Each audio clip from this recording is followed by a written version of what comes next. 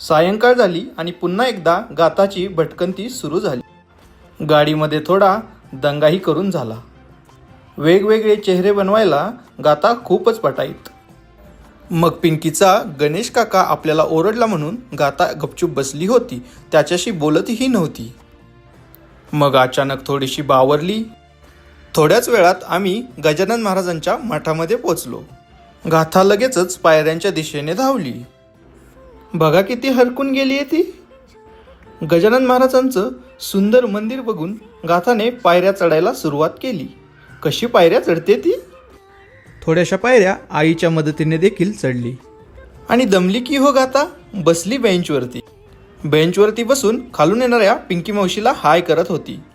झालं, देवबाप्पाचं दर्शन झाल्यानंतर पुन्हा हिचे मातीचे खेळ चालू झाले।